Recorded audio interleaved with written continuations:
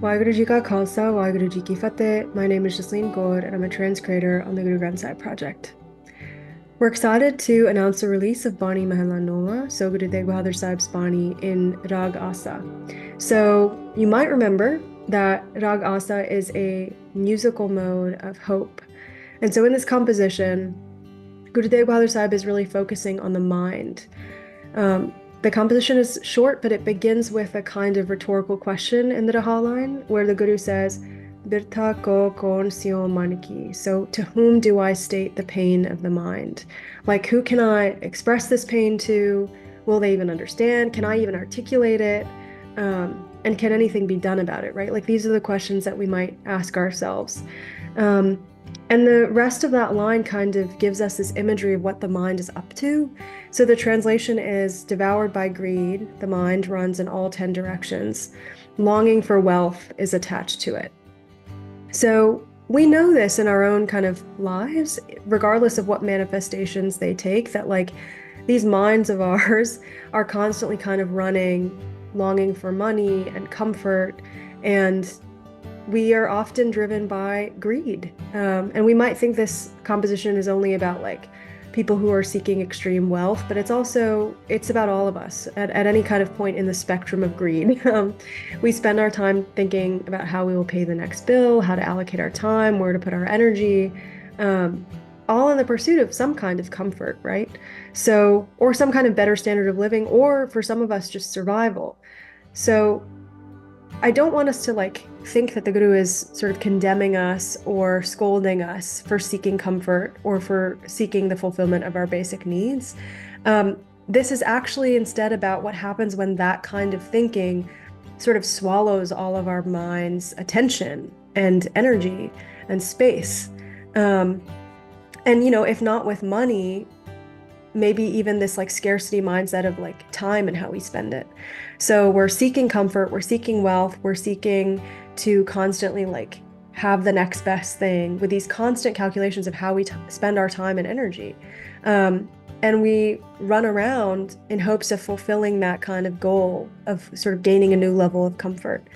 And it's that kind of like frenzied, blinding, greed-driven way of being, that desperate attempt to be pleasing to others constantly, so that we might meet some particular end, that causes us pain, that causes our minds pain. And that singular pain is the pain of separation. And the Guru has this imagery that I've really sort of been thinking about a lot as I've revisited this, of us as stray dogs who are wandering from door to door. So we're seeking like warmth, we're seeking comfort. We might even be seeking a master, seeking an owner, seeking somebody to tell us like what to do. And when the mind is consumed in this kind of wandering, fueled by greed, and sometimes if we realize it, like pain too, it is consumed, and there's no room or time for praise of the beautiful one. Even like subconscious praise can't happen because our greed is so all-consuming. So it turns us into people who like have lost all sense of kind of shame. And the last thing I wanted to say about this is there's a vocabulary word that I wanted to touch on just like very briefly, which is kumat. So ku is like a negation and mat is like thinking. And so we could say this is like bad thinking or bad intellect or negative thinking or negative intellect or like flawed thinking or flawed understanding.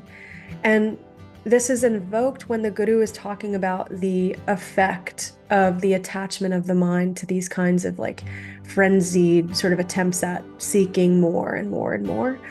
And this attachment causes that kind of bad thinking, that flawed understanding, and that's what's sort of destroying us from the inside out. This thinking manifests as hunger in kind of all forms. And so we're constantly like accumulating and chasing and constantly sort of lacking satiation, like constantly dissatisfied.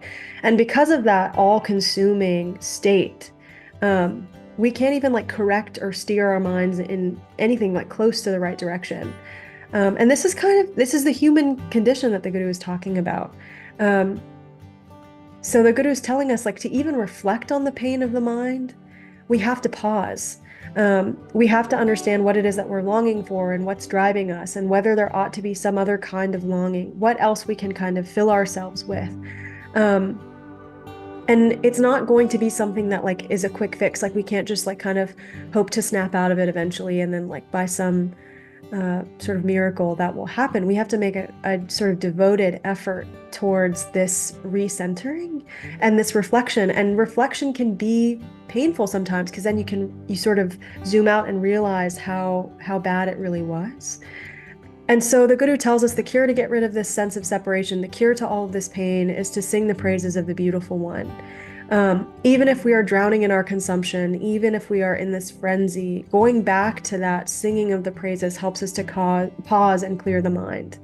That praise is what fills this body with kind of beauty and makes this mind and this body great. It's what brings us to our full potential. If we're constantly like inspired by the praise of IkOankar, of the One, in our minds, our bodies will also follow suit. We will cultivate virtues within. We will change our behavior. Our habits will change. And it is this kind of question of like, how do we treat the symptoms rather than the causes?